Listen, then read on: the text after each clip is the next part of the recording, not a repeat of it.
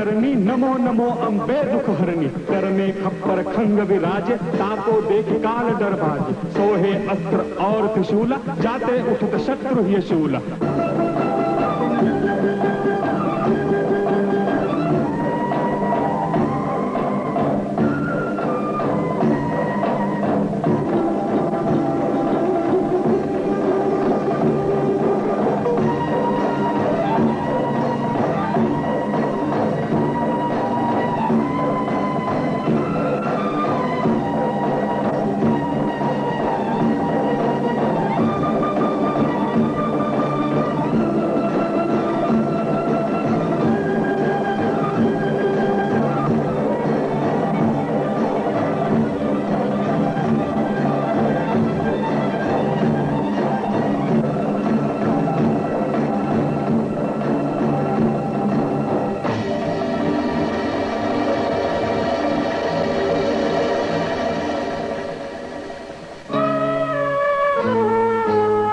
गिरिनंदिनी नंदित मेदिनी विश्व विनोदिनी नंदनुते।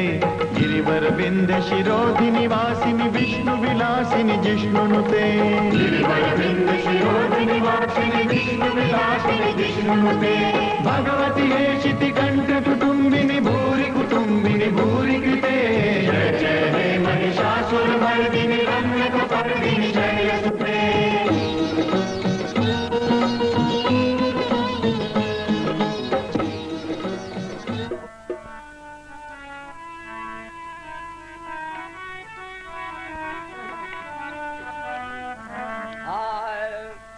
दर्शन दो गुरुदेव नाथ मोरी अखियाँ प्यासी रे।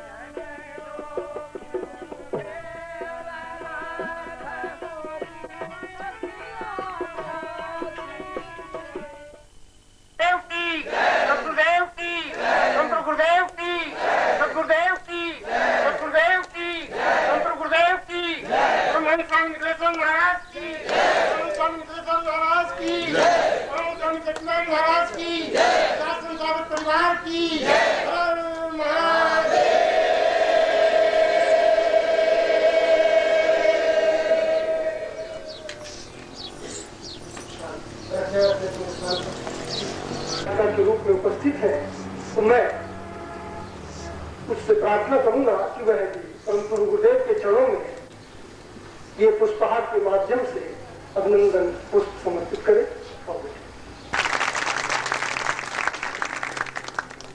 और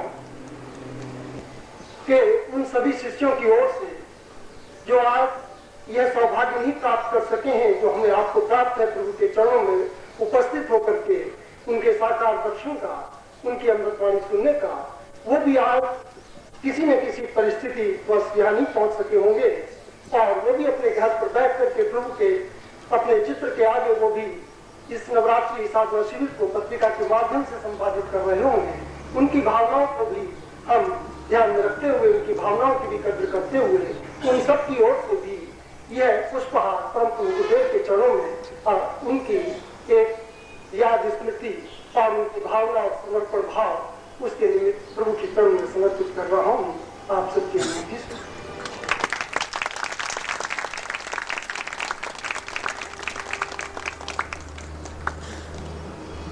और इसके साथ ही परम प्रभु के चरणों में निवेदन है आप सबकी ओर से उनका आशीर्वाद हम सबको मिल सके। बोलिए प्रेम से सद्गुरुदेव की, परम पूज्य गुरुदेव की, परमानंद स्वामी निखिलेश्वर महाराज की, परमानंद स्वामी सच्चिदानंद महाराज की, दासम साधक परिवार की, हर हर महादेव।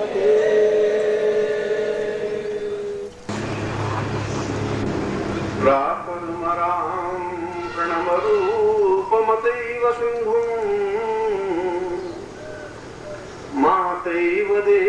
स्वधिकं सहितं हिरण्यं व्यामोऽचिन्त्यमतिवैवदतं सदैवं दुर्गे स्मृतां वै भवतं प्रणम्य। मैं आज इस विक्रमीय नए वर्ष के प्रारंभ में और नवरात्रि के प्रथम दिन आप सभी शिष्यों और साधकों, साधिकाओं और शिष्यों को आशीर्वाद देते हुए मां भगवती जगदम्बा से प्रार्थना करता हूं कि वे आपके जीवन की सारी इच्छाएं पूर्ण करें, आपके जीवन में पूर्णता दें और आपके जीवन को श्रेयता प्रियता दें।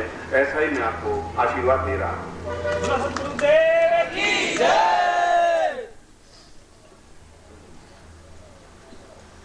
मैंने इस श्लोक में एक नवीन चिंतन और गार्लभ्य एक अद्भुत और तेजस्वी ऋषि हो चुके हैं। ऐसे तेजस्वी कि जिन्होंने अपने जीवन में पूर्ण भगवती जगदम्बा की साधना संपन्न की और एक नवीन विधि से संपन्न की और जीवन की सारी आवश्यकताएं, जीवन की सारी इच्छाएं, मैं सोचता हूं कि गार्लभ्य जितना ऋषि कोई भौतिक नहीं रह सकता और गार्लभ्य जैसा व्यक्ति बहुत ज्यादा वीतरागी भी नहीं हो सकता। जीवन की दो अवस्थाएं होती हैं, या तो आगे पूर्ण भौतिक होता है जो केवल धन, पुत्र, यश, मान, पद, प्रतिष्ठा, ऐश्वर्य में डूबा रहता है। हर समय उसकी आकांक्षा, इच्छा रहती है कि ये जीवन में ये भी मुझे प्राप्त हो जाए, धन प्राप्त हो जाए, व्यापार प्राप्त हो जाए, पत्नी स्वस्थ रहे, मेरी तबीयत ठीक रहे, पुत्र हो, आज्ञाकारी हो, बेटे हो, बेटियां हो, पोते हो, पोतियां हो, और ये सारा भौतिक जीवन में चिंतन बना रहता है। अधिकांश व्यक्ति ऐसे हैं। कुछ व्यक्ति ऐसे होते हैं जो वीतरागी होते हैं, जो सन्यासी होते हैं, जिन बात की कोई परवाह नहीं है, न पुत्र है, न पत्नी है, न बंधु है, न बांधव है, न समाज है, न रिश्तेदार है। जो कुछ है वह इस आत्मा को उस ब्रह्म से साक्षात्कार करा देना ही जीवन की पूर्णता मानते हैं। और अधिकतर दंडी स्वामी या वीतरागी या सन्यासी जो हिमालय में है वो इस प्रकार के व्यक्तित्व है। मगर गार्लभ्य एक ऐसे ऋषि थे जो अपने आप में पूर्ण भौतिक व्यक्ति भी थे और पूर्ण वीतरागी व्यक्ति भी बने, मगर उन्होंने अपने जीवन में उस विधि का सृजन किया जिस विधि के माध्यम से घोर भौतिक व्यक्ति भी उस ईश्वर के और चिंतन और प्रभु के या भगवती जगदम्बा के या इष्ट के साक्षात दर्शन कर सकता है। और हमारे जीवन की मूलभूत आवश्यकता यह है कि जो बहुत भौतिक व्यक्ति हैं वे भी दुखी हैं। यदि आप तो पूरे दें तो उनकी जिंदगी में कोई न कोई अभाव, कोई न कोई परेशानी बनी ही रहती है।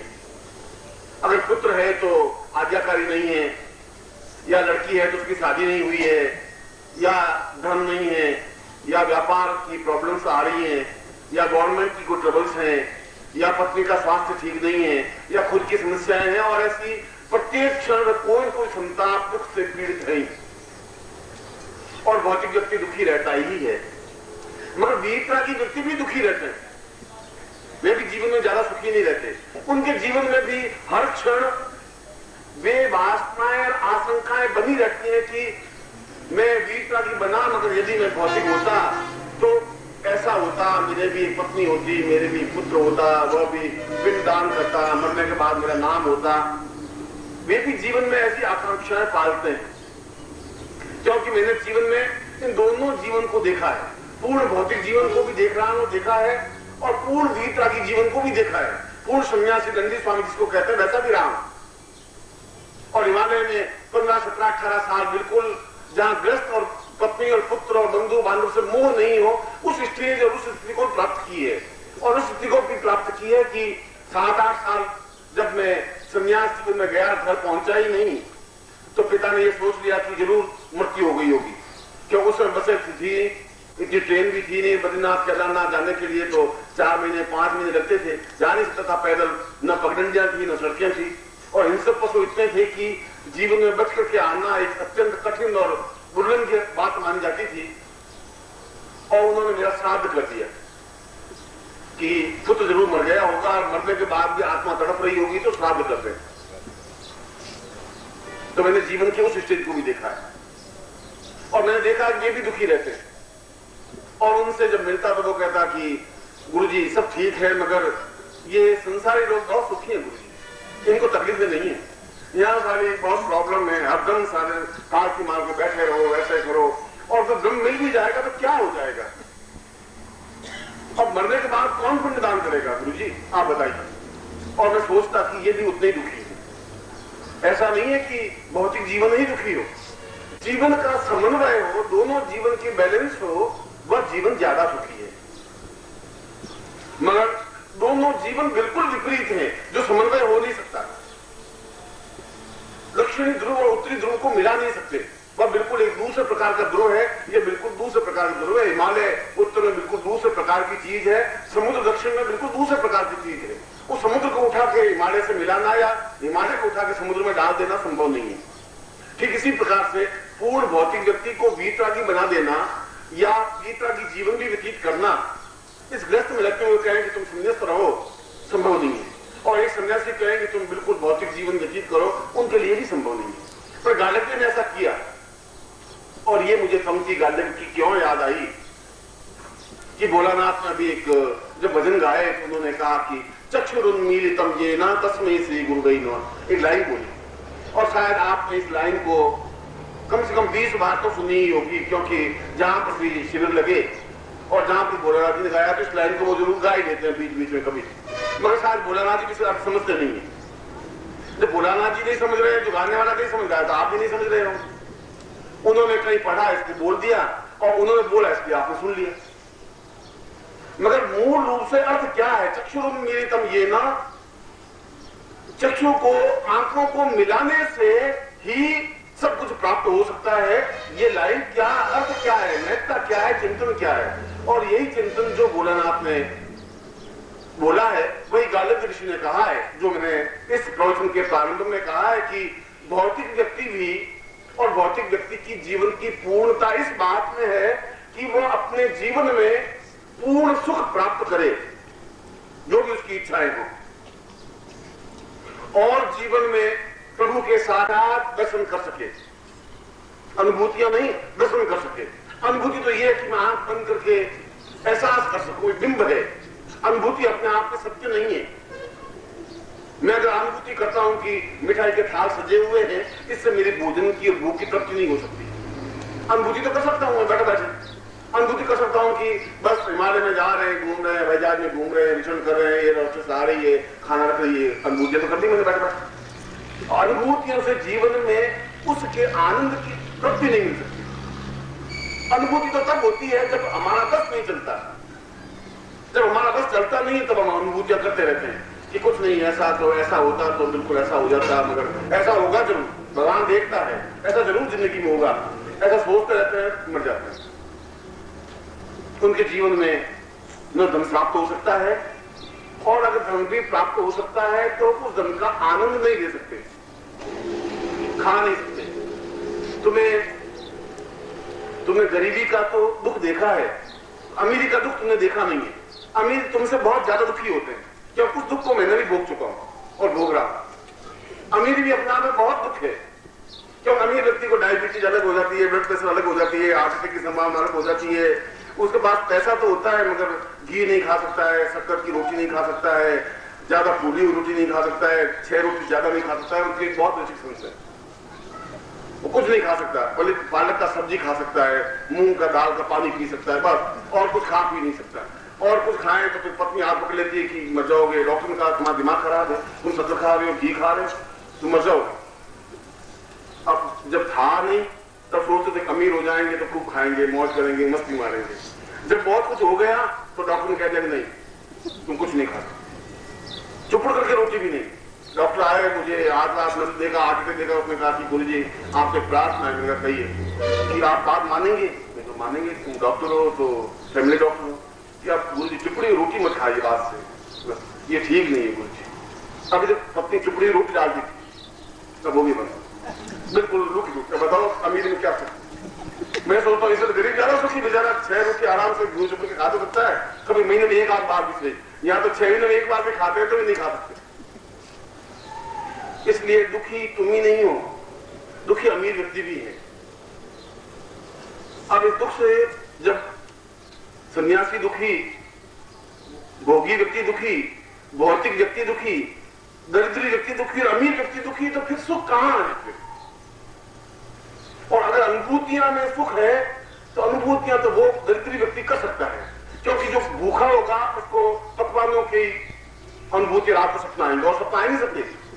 वो गया है मिठाई की दुकान पर, गया है मिठाइयां थाल सजी हुई है, वो गुलाब जामुन उठाता है, खाता है, 5 खाता है, पेट में हाथ लेकर आंख खुल जाती है, उसको ऐसे ही सपना आएंगे।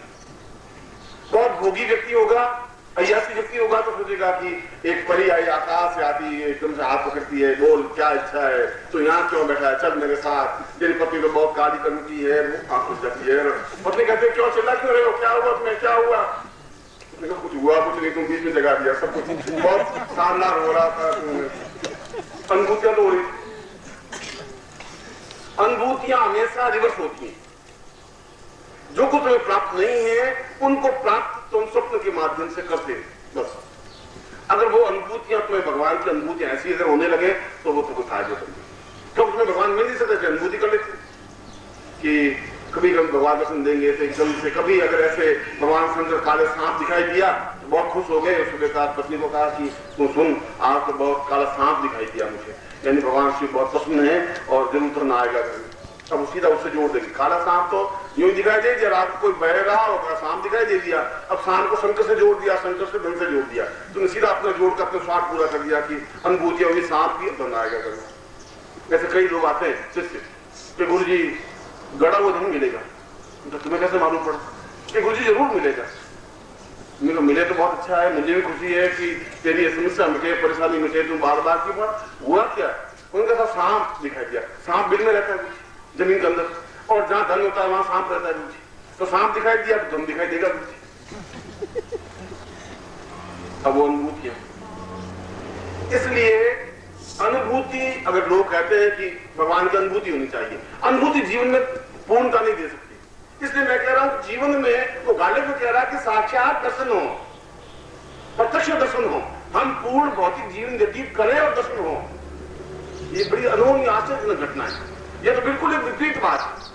अभी तक तो शास्त्रों में, वेद में, पुराण में, उपनिषदों ने ये कहा है कि अगर तुम्हें भगवान के दर्शन करने हो तो व्यस्त छोड़ो, सब पत्नी पुत्र का मोह छोड़ो और जंगल में जाओ, तपस्या करो, साधु सन्यासी बनो और भगवान का भजन करो, इतना मंत्र जाप करो, तुम्हें भगवान दर्शन होंगे। हमने तो ये पढ़ते आए, और मैं कह रहा हूं कि नहीं, ऐसा तो जरूरत नहीं है, गालिब कह रहा है आवश्यकता भी नहीं है। और इतना भौतिक जीवन, क्योंकि मैं तुम्हारे जीवन की समस्या तुम्हारे सामने रखूंगा तब तुम्हें कुछ उपलब्धि प्राप्त हो पाएगी। मैं तुम्हें बहुत दूर की बात बताऊंगा कि नहीं, तुम्हें अगर दर्शन करने हैं तो फिर एक काम करना पड़ेगा, तुम्हें साल भर के लिए जाके गंगोत्री में जाके तपस्या करो, ये मंत्र लिख देता हूं और तुम मंत्र जाप करो और जरूर तुम्हें दर्शन होंगे। अब आप चुपचाप एक बात सुन तो लेंगे, गुरु जी सामने बोलना भी अवज्ञा है, उचित भी नहीं है, मर्यादा अनुकूल भी नहीं है, मगर साल भर के लिए गंगोत्री चले जाएंगे तो पीछे खाएगा क्या? पत्नी बैठी बैठी जिंदगी को तो पीछे पीछे दौड़ती हुई आती, 2 बजे तक दौड़ती हुई आती है तो गंगोत्री तक तो डुबकी लगवा देगी, बहुत मुश्किल हो जाएगी। क्या करें? 1 मिनट भी छोड़ दिया मुश्किल हो जाएगी, बहुत गड़बड़ हो जाएगी। अब उसको तो कुछ हो नहीं सकता, बेटी की शादी करनी है गुरु जी, लड़का बड़ा हो गया है, मोटा हो जाए तो सुख से मरेंगे, बाकी और इच्छा कुछ नहीं है, वो गंगोत्री तो रहने दो, बस हो गया, वो संभव नहीं है। अगर मैं ऐसा कहूंगा भी तो आप नहीं कर पाओगे। इसलिए वह विधि, वह प्रयोग होना चाहिए जो आप जिस जीवन में है उस जीवन में रहते हुए कुछ प्राप्त हो सके। ये बातें कि तुम गंगोत्री पे जाओ या यमुनोत्री पे जाओ या हिमालय पे जाओ, साधना करो, ये तो वो बात कह सकते हैं जिनको खुद को कुछ ज्ञान नहीं होता, और जिनको खुद को कुछ ज्ञान नहीं होता वो कुछ भी तुम्हें कह देगा, क्योंकि गुरु तो बन गए, भगवान कपड़े पहन लिए, और भगवान कपड़े पहन लिए तो आसन पर बिठाई देंगे। यहाँ हमारे तो भारतवर्ष की ये प्रथा है कि अगर तुम भगवान कपड़े पहन लो तो भूखे नहीं मरोगे, ये तो तुम भूखे मर रहे हो, मान लो। में 1200 मिल रहे हैं और 1200 रुपए तुम्हारा परिवार नहीं चल रहा है, पर आज तो भगवे कपड़े पहन लो 3000 रुपये महीना कमा लोगे। ये तो बहुत सीधी साधी खेल, हमारे भारत में ये खेल सबसे अच्छा है। तो उसने कहा है कि नारी मुई घर संपत्ति नासी मुंड मुंडाए है संन्यास, और मर जाए खाने की रोटियां नहीं हो तो सिर्फ मुंगा देना चाहिए, भगवे कपड़े पहन लेने चाहिए, फिर कमी नहीं है तुम्हारी जिंदगी में न खाने की पीने की। वो गृहस्थ बेचारा सोचेगा कि शायद ये गुरुजी है कुछ दे देंगे, कुछ चीज निकाल के दे देंगे, तो खुद घी खाएंगे नहीं, उनके लिए घी डालेंगे गुरुजी को, लो गुरुजी आप घी खाओ, और दूध का कटोरा देंगे। हम बच्चे चाय नहीं, भाई दूध मिले तो चाय पियो, कैसे झूठ क्या तुम्हें, हम चाय नहीं पियेंगे बच्चे, बस वो तो दूध ले आप मलाई उतारना मत। अरे वो सोचे कैसे गुरुजी खुश हो जाए, शायद कुछ निकाल के दे दे ताकि जो कल्याण हो जाए। अब ये मालूम नहीं तो खुद ही भूखे मरता मरता भगवे कपड़े पहना है, अब ये इसको कौन पहचानेगा? तो भगवे के कपड़े के अंदर सब छिप जाता है। और फिर वो बेचारा नीचे बैठता है, गुरुजी कुछ उपदेश, कुछ प्रवचन करो गुरुजी, कल्याण हो हमारा। बच्चे कुछ नहीं, तुम गंगोत्री चले जाओ और मैं तुम्हें मंत्र लिख देता हूँ, तो मंत्र जाते हो भगवान साक्षात सामने आएंगे और तुम जो मांगोगे मिल जाएगा। बच्चे तुम चिंता क्यों करते हो, हम तुम्हारे साथ हैं।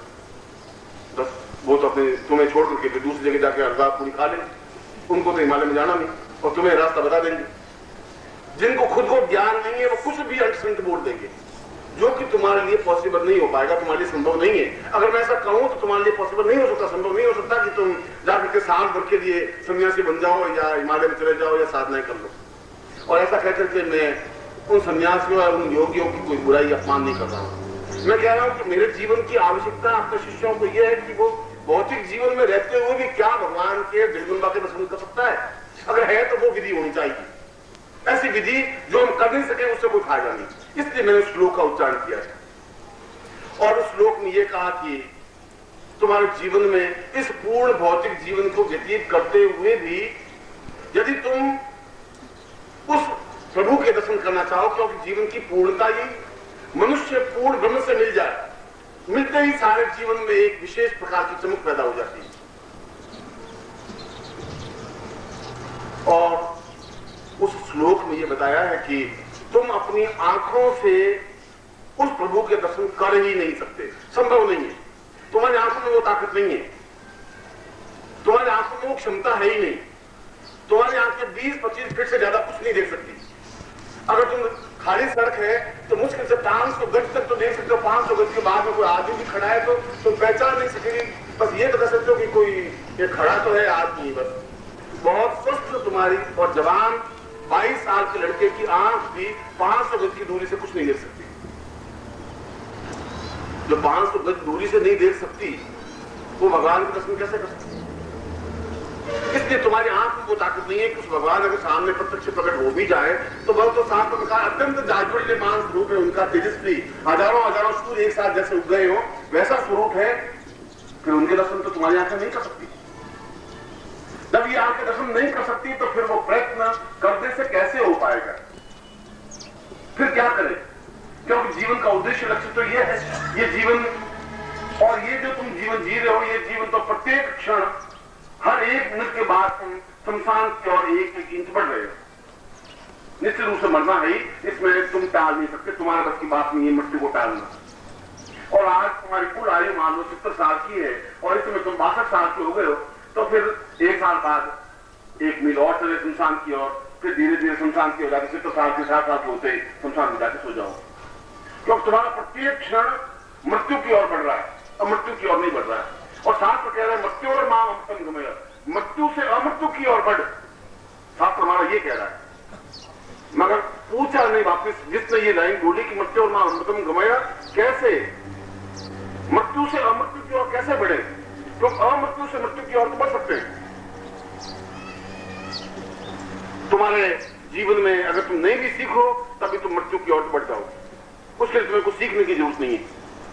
शमशान की ओर जाने के लिए कोई नई टेक्निक, कोई विधि कॉलेज में तुम्हें कोई शिक्षा नहीं देता इस बात की, कोई कोर्स में इस बात का कोई सब्जेक्ट नहीं है, फिर भी व्यक्ति निरंतर मृत्यु की ओर जाता ही है। मगर मृत्यु से अमृत्यु की ओर जाने के लिए उस श्लोक में सीधी सी बात कि हम अपनी आंखों में, हम इस आंखों से जब नहीं देख सकते, इस शरीर में वो ताकत और क्षमता नहीं है कि हम उस जाज्वल्यमान स्वरूप के दर्शन कर सकें, तो जरूर इस शरीर में कुछ ऐसा तेज आना चाहिए, इन आंखों में कुछ ऐसी चमक आनी चाहिए, कुछ प्राणों में तेजस्विता आनी चाहिए कि हम उस सामने जब तेजस्विता भगवती जगदम्बा का साक्षात स्वरूप सामने खड़ा हो तो हम देख सकें। अनुभूति में नहीं करवाना चाहता, मैं चाहता भी नहीं तुम्हें कुछ अनुभूतियां हो। आंख बंद की और एक क्षण के लिए अनुभूति हो भी गई, वो अनुभूति तुम्हारे काम की नहीं, और तुमने अगर पकवान देख भी लिए तो उससे तुम्हें तृप्ति नहीं मिल सकती, और सोने के खजाने पर आंख बंद करके बैठ भी गए तब भी तुम्हारे जीवन की आवश्यकताओं की पूर्ति नहीं हो सकती। जब नहीं हो सकती तो वे सब जीवन व्यर्थ है, वह तो केवल छलावा है, एक शिष्य को भरमाने की क्रिया है। और ऐसे गुरु करते हैं, क्योंकि गुरुओं को जब कुछ ज्ञान नहीं होता तो फिर वो बुलावा देते हैं, छलावा देते हैं, कुछ कुछ इनको क्रिया बता देते हैं। ऐसी क्रिया है, वह नहीं। साक्षात दर्शन होने चाहिए, जैसे मैं तुम्हें देख रहा हूं तुम मुझे देख रहे हो, तो मेरा स्पर्श करते हो मैं तुम्हारा स्पर्श कर सकूं, ठीक उसी प्रकार से हम अगर भगवती जगदम्बा के साथ बैठ सके, दर्शन कर सके, स्पर्श कर सके, बात कर सके, तब तो बिल्कुल सही है, शास्त्र सही है, मर्यादा अनुकूल है, और गुरु भी सही है कि वो विधि बता सके। अगर ऐसा नहीं है तब जीवन का कोई अर्थ नहीं है, कोई मूल्य नहीं। और ऐसा जीवन में हो सकता है, मैं हो सकता है शब्द इसलिए कह रहा हूं कि यदि तुम प्रयत्न करो तो प्रयत्न तुम्हें करना है, दर्शन तुम्हें करना है। मैं तो दर्शन कर चुका हूं, जब मैं दर्शन कर चुका हूं तो मैं बता सकता हूं, जब मैं गंगोत्री देख चुका हूं तो मैं तो बता सकता हूं कि बद्रीनाथ से इस प्रकार से बस में बैठोगे तो गंगोत्री आ जाएगी, और ये गंगोत्री का स्वरूप है। ऐसे गंगोत्री भैरव घाटी है, भैरव घाटी के बाद में जाओगे तो उसके बाद में गोमुख का रास्ता है, आगे जाओगे तो ग्लेशियर है, चीड़वासा है, भोजवासा। मैं तुम्हें बता सकता हूँ क्योंकि मैं रास्ते से गया हुआ हूं। पर जो गया हुआ नहीं है तो मैं तुम्हें पूछूं कि गंगोत्री से गोमुख जाने के बीच में क्या है, क्या है, होना क्या है, तो गंगोत्री से गोमुख चले जाना, चले जाना, और बीच में कहां रुकने का कोई स्थान है? तुम गए ही नहीं, जब गए नहीं तुम या तो तुम छलावा करोगे किसी के साथ, ये कुछ नहीं, मार्ग में थोड़ा नहीं करो, बर्फ गिरेगी तुम थोड़ा मत करो, तुम्हें बढ़ना है, बढ़ते रहना है और गोमुख पहुंचाना है।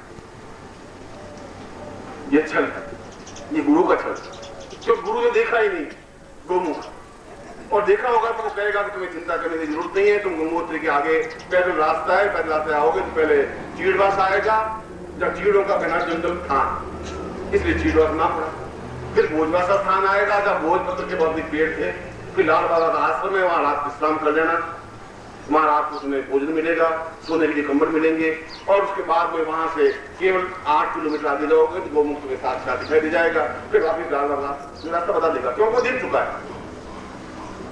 जो नहीं देख चुका है वो नहीं बता सकता, जो भगवती जगदम्बा का दर्शन कर चुका है वो तुम्हें विधि में समझा सकता है, और जो नहीं देख चुका है वो कुछ भी ऐसा कह सकता है तुम हिमालय में चले जाओ। इसलिए मैं इस गालिब के श्लोक को तुम्हारे सामने आज पहले दिन, नवरात्रि का पहला दिन भी नहीं, तुम्हारे इस नए संवत का भी आज पहला दिन है, और मैं सोचता हूं किस प्रकार की युक्ति, इस प्रकार की चेतना, इस प्रकार की बातचीत सुनने का तुम्हारी जिंदगी का भी पहला दिन है।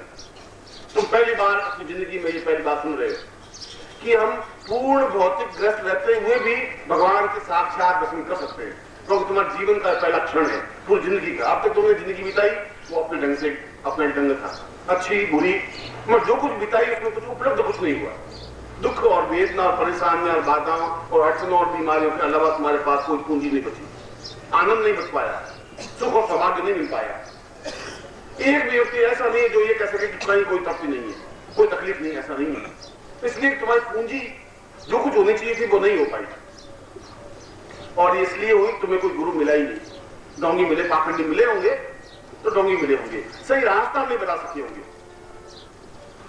इसलिए पूर्ण भौतिक जीवन व्यतीत करते हुए भी हम अपने जीवन को, उस गालिब ऋषि ने कहा कि हम अपने जीवन में उस स्टेज को प्राप्त करें कि हम प्राणों को पूर्ण तेजस्विता बना दें, आंखों में वो चमक क्षमता प्राप्त कर दें, और उस पूरे शरीर में एक प्रसन्नता, एक आह्लाद, एक खुशी,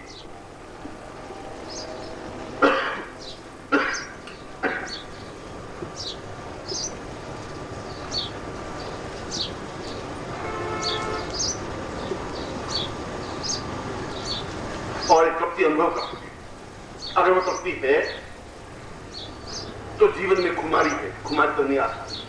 जीवन एक अलग है, जीवन का खुमारी, जीवन का एक आनंद, जीवन की तृप्ति अलग है। वो तब होता है चक्षुरुन्मीलितम येन, जब तुम्हारे शरीर में कोई शरीर उतरे, जब तुम्हारी आंखों में चक्षुरुन्मीलितम, आंखों के अंदर कोई आंखें उतर जाए, के माध्यम से तुम उसको देख सकते हो, जो आंखें उसको देखने की अभ्यस्त हैं। जिस गुरु ने उसको देखा है, उस गुरु की आंखों को तुम अपनी आंखों में बसा सको। ये अर्थ है श्लोक। तुम नहीं देख सकते, तुम्हें कुछ नहीं करना है, तुम्हें तो गुरु को अपने शरीर में समाहित कर देना है। तुम्हें गुरु के पूरे प्राणों को अपने शरीर में समाहित कर देना, वो प्राण अपने आप में तेजस्वी बन जाएंगे। तुम्हें कुछ करना नहीं, क्योंकि तुम्हारी काया में वो ताकत नहीं है, तुम्हारी चेतना में वो ताकत नहीं है, तुम्हारी आंखों में ताकत नहीं है। तो चक्षुरुन्मीलितम, उन चक्षुओं को अपनी चक्षुओं से मिला दो, उन आंखों को अपनी आंखों से मिला दो, उतार दो जीवन में, आंखों के अंदर स्थापित कर दो। ये चक्षुरुन्मीलितम ये न तस्मै, इसलिए श्री गुरुवे नमः। वो कह रहा है इसलिए मैं गुरु को प्रणाम करता हूं, इसलिए नहीं वो अच्छा सुंदर है, अच्छे कपड़े पहने, इसलिए नहीं, इसलिए कि वह भक्ति जगदम्बा को साक्षात कृष्ण मुझे करवा सकता है। क्योंकि मैं अगर उसको अपने जीवन में उतारूं, अगर उनकी आंखों को अपनी आंखों में बसा दूं, तो उनकी आंखों के माध्यम से मैं जगदम्बा के दर्शन कर सकता हूं। चक्षुरुन्मीलितम ये न तस्मै श्री गुरुवे नमः। इसलिए मैं गुरु को प्रणाम करता हूं, इसलिए कि ये कार्य केवल गुरु कर सकता है और कोई नहीं कर सकता। न पत्नी कर सकती है, न पति कर सकता है, न भाई, न बंधु, न तुम्हारा धन, न दौलत, न ऐश्वर्य, न तुम्हारे लाख रुपए, न 5 करोड़ रुपए, न नेता, न अभिनेता, ये नहीं कर सकते। इसलिए उसने ये नहीं कहा तस्मै श्री पत्नी नमः या तस्मै श्री पति वही नमः, ऐसा कुछ कहा ही नहीं। तस्मै श्री गुरु वही नमः कहा है, क्योंकि वह ऐसा कर सकता है। और तुम्हें उस श्लोक में गालिब ने कहा कि इसलिए तुम्हें और कुछ करना ही नहीं है, और तुम्हें और कोई क्रिया आती भी नहीं है। तुम तो अगर उसको अपने जीवन में, अपने प्राण में उतार सको पूरी तरह से, और जब उतार जाता है गुरु, जब उतर जाता है शरीर में, तो अपने आप में पूरा शरीर अपने आप में बदल जाता है। एक चमक आ जाती है चेहरे पर, एक ओझ आ जाता है। शायद मैं उदाहरण दूं कि कैसे उतारे। गुरु को शरीर में उतारने की बात आपने कही गुरु जी, मगर उस गुरु को अपने शरीर में हम कैसे उतार सकते हैं? उनके प्राणों को अपने प्राणों में कैसे समाहित कर सकते हैं? उनकी आंखों को अपनी आंखों में कैसे समाहित कर सकते हैं? और तुम्हें शायद द्वापर युग की तो मैं घटना नहीं कह सकता कि द्वापर युग में तो जब राधा बैठी, और राधा बैठी तो उद्धव गए, तो उद्धव तो बहुत ज्ञानी, और राधा तो पहली क्लास में पढ़ी लिखी नहीं, तो आई भी आता नहीं था राधा को। उद्धव ने कहा कि तुम उस कृष्ण का मोह छोड़ दो। 3 साल तो हो गए, जब 3 साल में उसने पलट करके तुम्हें देखा नहीं, कृष्ण ने भेजा था उद्धव को राधा के पास, क्योंकि उद्धव बहुत ज्ञानी, बहुत ज्ञान की ब्रह्म क्या होता है कृष्ण तुम नहीं समझते, ब्रह्म जानन्ति वही स वह ब्रह्मा स चैतन्य। कृष्ण का वो सब सही है, मैं सुन लिया। तुम एक काम करो, तुम जाकर के राधा को समझा के आ जाओ कि तुम ब्रह्म की उपासना करो, तुम कृष्ण को छोड़ो। तो मैं तो बाद में समझूंगा, उसको पहले समझा के आ जाओ। उसने कहा ठीक। उस मूर्ख को तो पढ़ी लिखी नहीं है, उसको समझाने में क्या टाइम लगेगा। हो गए। उसने कहा राधा तुम क्या कर रही हो? उसने कहा कि मैं क्या कर रही हूँ ये प्रश्न बेकार है, ये पूछो कि मैं क्या नहीं कर रही हूँ। मैं हर क्षण उस कृष्ण को भोजन करवा रही हूँ, उसको बात कर रही हूँ, उसके सामने बैठी हुई हूँ, उसका चिंतन कर रही हूँ, उसको प्यास लग जाती है तो पानी पिला देती हूँ, थक जाता है तो पाँव दबा देती हूँ, और रात्रि को विश्राम के लिए पलंग बिछा देती हूँ, पाँव दबाती हूँ, सुला देती हूँ, और सुबह टाइम पे जगा देती। भगवान कृष्ण तो हमारे यहाँ से गए हुए 3 साल हो गए, 3 साल और 300 साल और 3000 साल तुम्हारे लिए गणना है, काल की गणना, मेरे लिए तो कोई गणना नहीं। शाम हो गई, शाम हो गई तो राधा ने कहा कि तुम उद्धव कहाँ जाओगे, रात में यही सो जाओ। तो कुटिया थी, कुटिया में राधा सोई हुई थी, बाहर कुटिया के बाहर उद्धव भी सो गए। उद्धव सो गए तो रात को 9 या 10 या 11:30 या 10-11 बजे तो कृष्ण कृष्ण कृष्ण कृष्ण कृष्ण कृष्ण की आवाज आ गई। कृष्ण की आवाज है, रात को कहां से आ गई? उद्धव तो ज्ञानी थे, ज्ञानी पढ़े लिखे थे, और खाली ज्ञानी सबसे बड़ा मूर्ख होता है। जो केवल ज्ञान ही जानता है वह तो ठीक वैसा ही होता है जो एक पोथी पढ़ी हुई रखी हुई होती है, तुम्हें जब इम्तिहान देना होता है मैट्रिक का, तो बस पूरे पन्ने रटे हुए होते हैं और जाकर उतार देते, तुम्हें कुछ न तो ज्ञान। अगर तुम्हें कहूं कि पारे को शोधन करना की, बस वो तो ठीक है, वैसा जो लिख दिया वैसा याद किया वो लिख दिया। ये रात तो कृष्ण कृष्ण की आवाजें कहां से आ रही है? वो उठा, चौपड़ी के इधर गया, पीछे गया, चारों तरफ घूमा, पलटा तो आवाजें धीमे आने लगी, थोड़ी और आती गया तो आवाज ही बंद हो गई। उसने कहा ये क्या हुआ? फिर वापस आंगन में आ गए, कृष्ण कृष्ण की आवाज। थोड़ा दरवाजा खोला, कुटिया के अंदर दीपक लग रहा था, अंदर गया तो राधा बिल्कुल नींद में सोई, तो इसके तो होठ हिली नहीं है और आवाजें बहुत तेज आ रही। थोड़ा सा पास में गया तो देखा कि शरीर के प्रत्येक रोम रोम से कृष्ण की आवाज आ रही। वो तो समझ गया कि कृष्ण को पूरे शरीर में समाहित होने की क्रिया ज्ञान शास्त्र और वेद पुराण में नहीं है, राधा से सीखी जा सकती। और राधा को जगाया, उनको तुम क्या बोल रही थी? तुम बोल ही नहीं रही थी, नींद ले रही थी, तुमने क्यों जगाया, क्या हुआ? जब पूरे जीवन में उतार दिया जाता है, ये तो एक राधा का उदाहरण है। और उदाहरण की यदि कोई प्रेमिका हो और उसका प्रेमी कहीं चला गया हो, 2-4 दिन के लिए नहीं आ रहा हो, तो आप देखेंगे वो बिल्कुल खोई हुई सी, और जो ही आपका चेहरा अगर साइकोलॉजिकल देखें तो चेहरे पर बड़ी चमक आया है, जैसे बातचीत की है, ऐसा हो गया है। अब कभी चेहरे पर रंग उड़ जाएगा, कभी एकदम से गुस्सा आ जाएगा, कभी खिलखिलाहट आ जाएगी, कभी आंखों में मस्ती आ जाएगी। ये सारी बात तो सामने कुछ नहीं है, मगर वह पूरा आंखों में आंखें उतरी हुई है, इसलिए बातचीत हो रही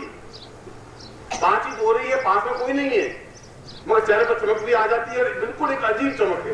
एक औरत में, जो शादीशुदा औरत है, उसमें उस औरत में बहुत ही अंतर है। उसके चेहरे की चमक ही बिल्कुल दूसरी है, उसकी चमक ही बिल्कुल दूसरी है, क्योंकि उसने उसको पूरी तरह से अपने शरीर में समाहित किया हुआ है, इसलिए उसकी चमक बिल्कुल अलग है। और जब गुरु का स्पर्श पाता है शिष्य, देखना नहीं, पास में बैठना भी नहीं, जब स्पर्श होता है दीक्षा के माध्यम से, जब उसको जीवन में उतारने की क्रिया होती है, तो एकदम से शिष्य का चेहरा बदल जाता है, रंग बदल जाता है, प्राण बदल जाते हैं, आंखों का भाव बदल जाता है। और यदि गालिब जी कह रहे हैं कि उसके आंखों की फोटो ली जाए, आंख में केवल गुरु ही दिखाई देते हैं, उसकी आंखों का चित्र नहीं आता। ऐसा चिंतन तब होता है जब पूरे शरीर में, जैसे प्रीतमा श्लोक आती है, उसका कोई संबंध नहीं है, उसका कोई भरोसा भी नहीं है वो आएगा भी कि नहीं आएगा, कोई कॉम्प्रोमाइज नहीं है कि वो आएगा ही। मगर हमारे राजस्थान में तो कहावत है कि बाजी लो चितारे मने आवे चिट्ठी, कि मेरा बहुत हठी पति है, प्रेमी है, बाजी लो बहुत हठी, बहुत जिद्दी है, आने को मैं बार बार कहती हूँ, आ नहीं रहा है, मगर आज मुझे याद किया है, याद कैसे इसकी आ रही है मुझे। 5000 मील दूर आसाम में बैठा हुआ, वहां याद करा, यहाँ इसकी आ रही है, ये क्या चीज? सीधे तार जुड़े हुए को, और जो इसकी आती है एकदम आंखों के सामने वो चला जाता है, आंखें देखना, आंखों में चमक आ जाती है, उसके चेहरे की भावना की ओज और मियां एकदम से उतरती है, नृत्य करने लग जाती है। संगत कह रहा क्या, क्यों डांस कर, क्यों नृत्य कर रही हो, क्या है? तो तुमने तो सामने कृष्ण देख रहे हैं, मैं नृत्य कर रही हूँ, वो आए हैं, मैं उसको लीन जाऊंगी नहीं तो फायदा क्या है, मैं क्या करूं यहाँ बैठी हुई?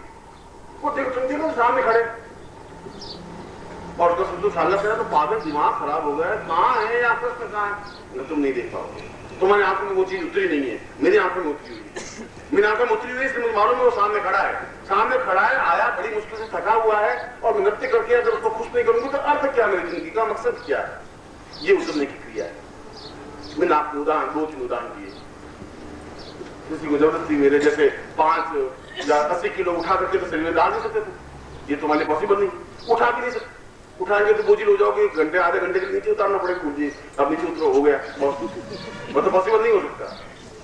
गाने में कहना उतारने की क्रिया है, और उतार दी तुम्हारी आंखों में चमक आ जाएगी। एक श्रद्धा, एक प्रेम, एक चिंतन, एक अटैचमेंट, एक प्यार, सब कुछ समर्पण करने की क्रिया, सब कुछ फना हो जाने की क्रिया, सब कुछ लुटा देने की क्रिया। जब सब कुछ लुटा देंगे तो तुम्हारे पास कुछ रहेगा ही नहीं, तो वो सब कुछ तुम्हारे अंदर प्राप्त हो जाएगा।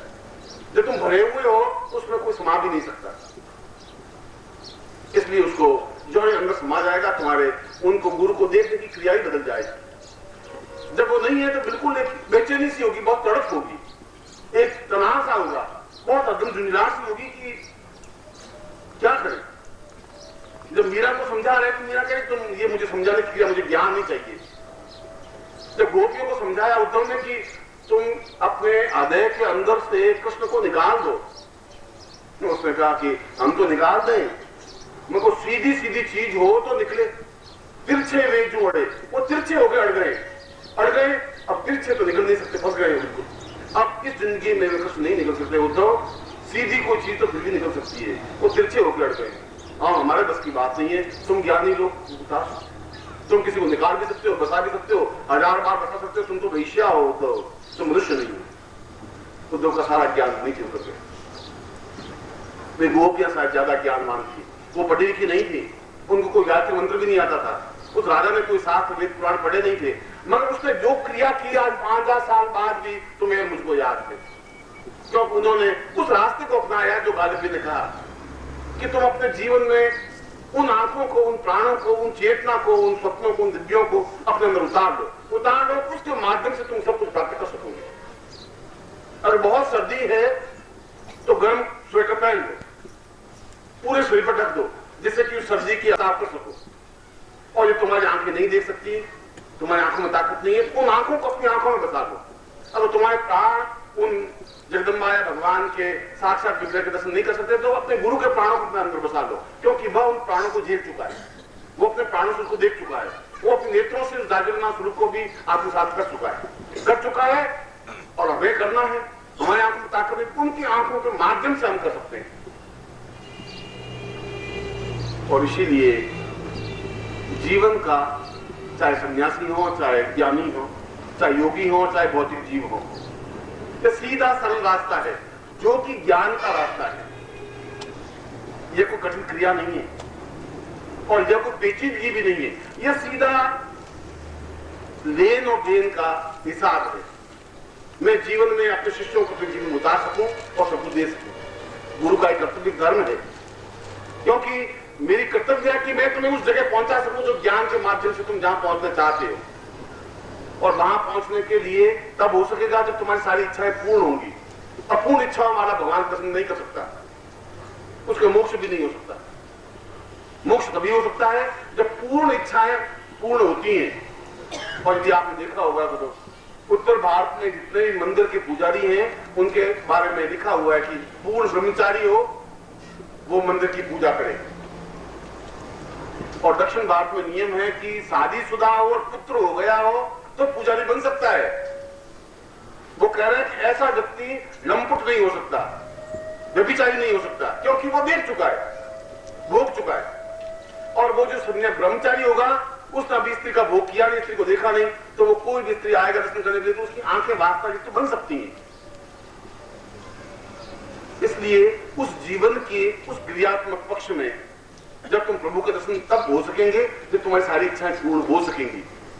और इसलिए वे इच्छाएं अगर तुम्हारी पूर्ण नहीं हो पा रही है, रोग नहीं दूर हो रहा है, या पुत्र नहीं हो रहा है, या पुत्र आज्ञाकारी नहीं है, या धन नहीं है, या यश नहीं है, या वैभव नहीं है, या जो जीवन में तुम्हारी नियमता है वह पूर्ण हो सकती है गुरु के माध्यम से।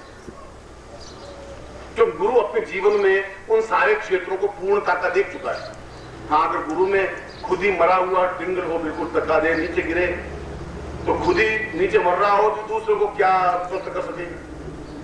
और खुद ही बी का कटोरा लिए हुए तुमसे मांगेगा तो तुम्हें दे भी क्या सकेगा? जब गुरु खुद पूर्ण नहीं है, गुरु को देखने से मालूम पड़ जाएगा कि गुरु में कुछ ताकत, क्षमता, पौरुष, साहस, शक्ति, सामर्थ्य है कि नहीं है, और कितने रूप हैं। गुरु एक रूप में नहीं होता, हर बार देखते तो हर एक नवीन रूप दिखाई देता है। वह गुरु कृष्ण को एक रूप में दिखाई नहीं दिया, अर्जुन बिल्कुल दूसरे रूप में देख रहा था। अर्जुन को पूछे भी कृष्ण कैसे होते हैं, या कृष्ण कैसे होते हैं? बहुत ताकतवान, क्षमतावान, शुद्ध संस्कृत बोलने वाले, उत्तम। और ये प्रश्न मैं करूं राधा से कि कृष्ण कैसे हैं? बहुत मोह, बहुत सुंदर, आंखों में उतरने लायक, अर्जुन पास बिठाने लायक। राधा भी और बात कह रही है, अर्जुन बिल्कुल कुछ और बात कह रहा है।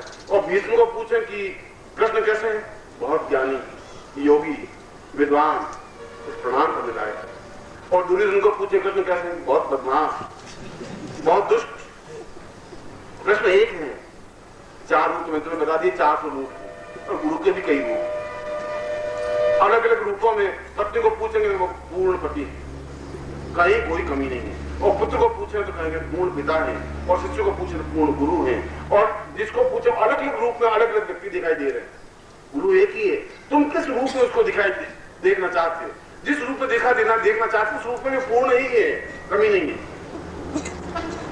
और योद्धा के रूप में देखना चाहते हो तो मैं तुमसे लड़ाई करने को जूझने के लिए तैयार हूं, उसमें भी कमी नहीं आ सकती। तुमसे मैं नीचे नहीं गिरूंगा, ये गारंटी है तुम सबसे, ये चैलेंज है। और शास्त्र में भी तुमसे मैं न्यून नहीं बन सकता, बोलने में भी तुमसे न्यून नहीं हो सकता, बोलने में भी तुमसे मैं न्यून नहीं बन सकता। इसलिए जो पूर्ण है वो पूर्णत्व का उपदेश दे सकता है, प्रवचन कर सकता है, बातचीत बता सकता है। और इसलिए सहज स्वाभाविक क्रिया है। इन अपने 7 दिनों में मैं तुम्हें उन क्रियाओं को कराना चाहूंगा जिस क्रिया के माध्यम से तुम पूर्ण रूप से अपने जीवन में उतर सको, अपने गुरु को उतार सको। जब गुरु को उतार सको तो अपने जीवन की न्यूनता अपने आप में दूर हो जाएगी, क्योंकि वे जीवन की न्यूनता दूर होंगी, भगवान के साक्षात दर्शन होंगे और जीवन में प्रभु के दर्शन हो जाना जीवन का पूर्ण मोक्ष है। हमने जीवन में पूर्ण सुख देखा, ऐश्वर्य देखा, भौतिक जीवन की पूर्णता देखी, प्रभु के दर्शन कर लिए। ये 4 जीवन के कर्तव्य है। अगर जीवन में एक भी चीज अधूरी रह गई तो जीवन का फिर आनंद नहीं है। इसलिए तुम्हारे जीवन में कमी भी नहीं रहनी चाहिए। निरोग शरीर होना चाहिए, स्वस्थ शरीर होना चाहिए, रोग मिटाने की क्षमता गुरु में होनी चाहिए। गुरु को ऐसा करना चाहिए और तब हो सकेगा। जब गुरु पूर्ण स्वस्थ है तो आपके शरीर में उतर जाएगा, तुम्हारे शरीर में रोग है नहीं और तुम्हें ज्ञान नहीं है। और जब खुद ही ज्ञान तुम्हारे शरीर में उतर रहा है तो अपने आप तुम्हें ज्ञान प्राप्त हो जाएगा। जो मीरा ने कहा ज्ञान की बातें, कभी ने जो बात की, कभी तो आई भी नहीं जानते थे जिंदगी में। आई पहली बार स्कूल में गए, लड़के जबरदस्ती जुड़ाई ने भेजा पार्टी लेकर के। फिर लकड़ी की पट्टी होती थी, आपने बचपन में देखा होगा, तो मिट्टी लगाकर, मुल्तानी मिट्टी लगा करके और फिर उससे लिखते थे। और आपकी ये स्लेटें तो अलग होगी, मैं जो पढ़ता था तो लकड़ी की स्लेटें बनती थी और उसके ऊपर कोयला घिस करके स्याही बनाते थे और स्याही से और सरकंडे की कलम से फिर लिखना सिखाते थे। उर्दू शुरू उर्दू सिखाई, उर्दू सीखी। पहले कबीर को भेजा कि पढ़ने जा, तो स्कूल में गया पढ़ने के लिए। मास्टर ने कहा, उसने जो उनका पढ़ाने वाला था उसने लिखा कि राम, उसने राम नहीं बोला, अलीफ। अलीफ क्या होता है? अलीफ बे उर्दू, तुम उर्दू पढ़ो। अलीफ बे पे ते से जीम चे हे, उसने कहा पट्टी उसके नाक में मारी, सीधे खड़ा गया। ये गुरु नहीं बन सकता। जो मुझे राम नहीं समझा सकता वो अलीफ बे से मैं राम कहां पहुंचूंगा? मगर कबीर ने जो कुछ ज्ञान दिया उस ज्ञान को आज तक योगी और शुद्ध और सन्यासी भी नहीं समझ सके। वो कहा लाली तेरे लाल की देखो तो लाल, लाली देखने मैं गई, मैं भी हो गई लाल। मैं तो रात दिन हर क्षण अपने सामने प्रभु का नर्तन देखता हूँ, बिल्कुल लाल, एकदम मेरा शरीर मस्त हो गया, तृप्त हो गया हूँ। मैं देखता हूँ जीवन में कहीं कभी नहीं है, जीवन पूर्णता है। उस आनंद की उपलब्धि, उस आनंद को, और आनंद एक ऐसी चीज है वो देखने की वस्तु नहीं है, अनुभव करने की वस्तु है। प्रेम को देखा नहीं जा सकता, कोई ऐसा चीज नहीं है कि ये प्रेम है, इसको नहीं कह सकते। प्रेम को अनुभव की जा सकती है, एहसास है, एक तृप्ति है। आनंद भी एक तृप्ति है और वह आनंद तब हो सकता है जब मैं भी हो गई लाल, जब तुम खुद पूरे गुरुमय हो सकोगे।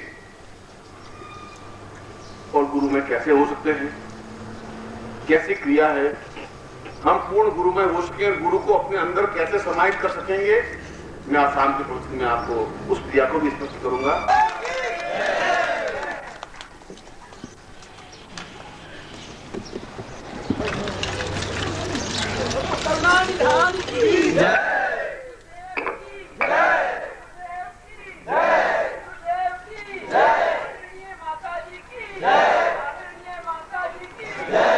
बोलिए पूज्य गुरुदेव की, पूज्य गुरुदेव की, सतगुरुदेव की, सतगुरुदेव की, पूज्य गुरुदेव की, पूज्य गुरुदेव की, मां भगवती जगदम्बे की, मां भगवती जगदम्बे की।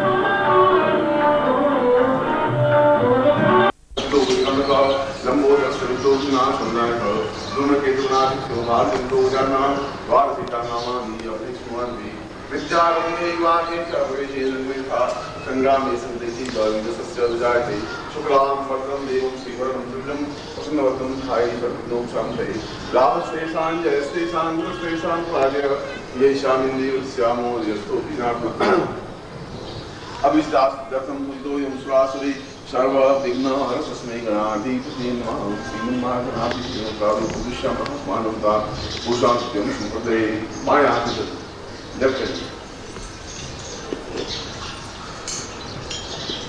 बधाई नाथ तुझे पर जल छिको ओम पवित्र पवित्रो वा सभा अवस्थान दोपि वा यस बड़े पुंडरी एकाक्षी स्वाहियाभ्यम तमस्ति पुंडरी एकाक्षाय नमः बधाई नाथ मुझे बैठे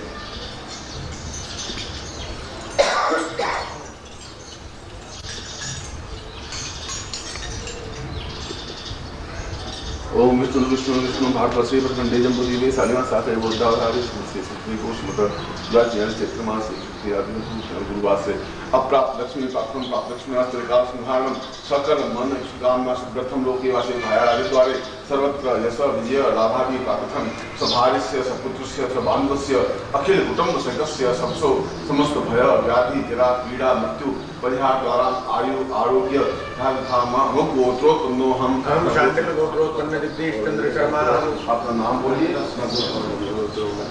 त्वां शिष्यत्वं धारयामि मम प्राण चक्षु श्रोत्र घ्राण जिह्वा देह रोम प्रतिरोम त्वां चरणे समर्पयामि त्वाम् आज्ञा परिपालय त्वां चित्ते मम चित्ते त्वं देह मम देह त्वं प्राण मम प्राण तां पुरुषं तुभ्यं सम्प्रदे सूर्य को प्रणाम ओम विष्णुदेव एवं पुरुषता कृष्णता श्री सदा संजीवेन सदा गुणयाम सदा सतम प्रभाम सतर्क्योपनत्य पुरुषां साथी शाम सूर्य बल बुद्धि सांपूजन तुभ्यं सम्प्रदे यज्ञोपवीतम धारयामि मह अब यज्ञोपवीत को खोल करके ऊपर उठाइए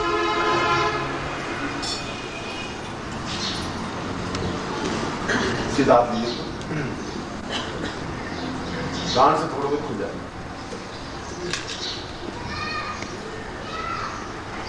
बल बुद्धि साहस तेजस्विता प्राप्ता निमित्तम सूर्यम चक्षुदेव इदं पुरुषाचकम चौथा पश्येम सदा संजीवेम सदा सुनियाम सदा सतम पंद्रवा यज्ञोपवीतम परमं पवित्रं सदा तेजस सैदं पुरुषात् आयुषं ग्रम प्रतिमुच्युतं यज्ञोपवीतम परमस्कृत्य यज्ञस्थान सिनो दीयामि तम पुरुषं यज्ञोपवीतम दीयामि चलन पहनो और फिर माया राइट हैंड हम लोग और पुराना युग उतार अगर किसी को पहना हुआ है पुराना युग तो उतार के नेता वाले पद तुम ब्रह्म तुम धातु में आज जीने चार तुरी चार बोल बच्चे सूत सोए था सुबह अब नारियल को हम दोनों आंसू दे दीजिए नारियल का मुंह नहीं करो चौंच जो है नारियल की वो नहीं करो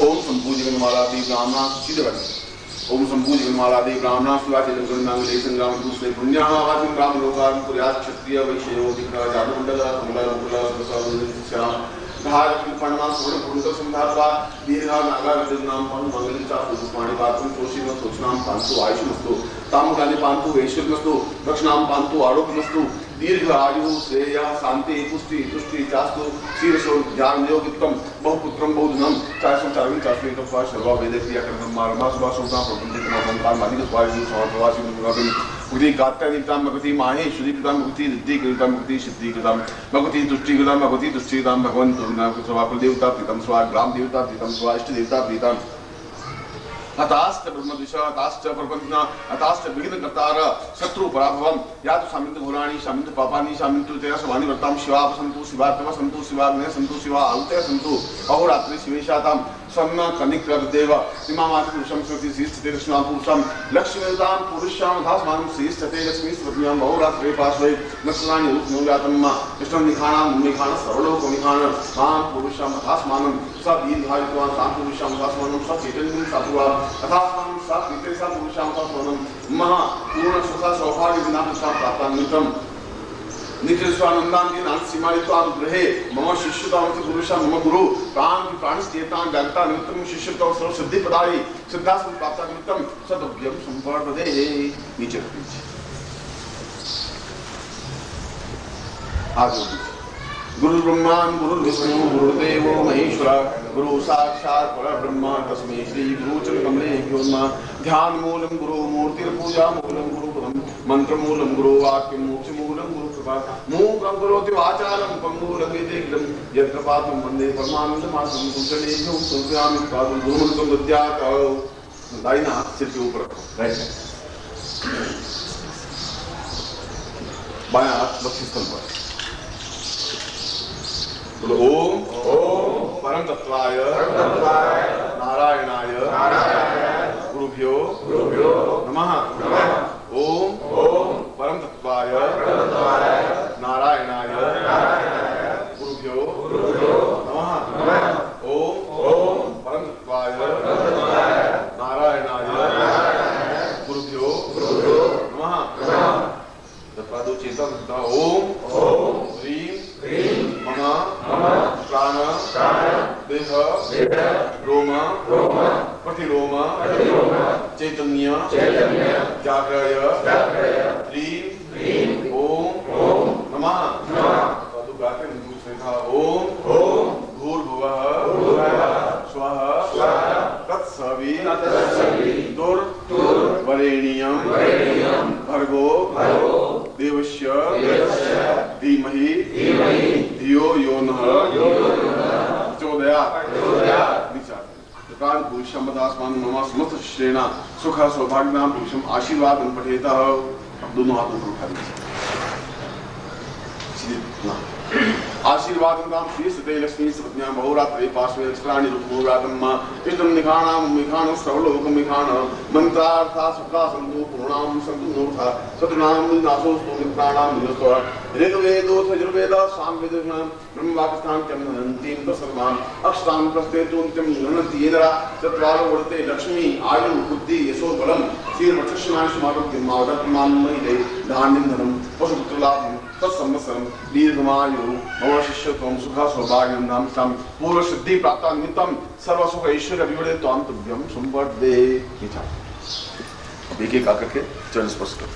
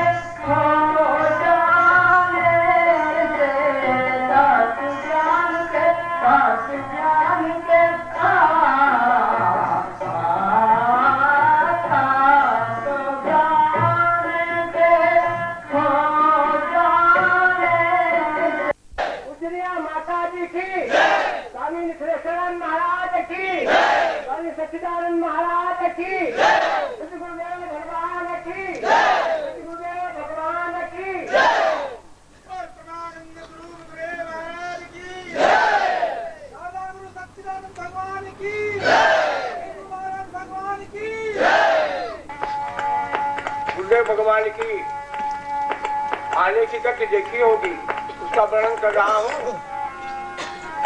क्या शान चाल अलबेली है, क्या शान चाल अलबेली है, चलते हैं जब रास्ते रास्ते, क्या शान चाल अलबेली है,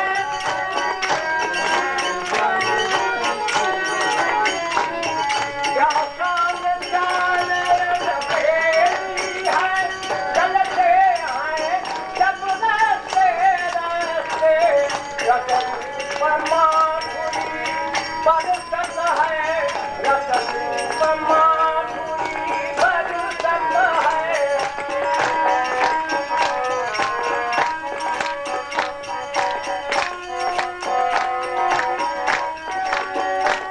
रतन पर माधुरी बरसत है, गजराज रहे मस्ते मस्ते, रतन पर माधुरी बरसत है, गजराज रहे मस्ते मस्ते।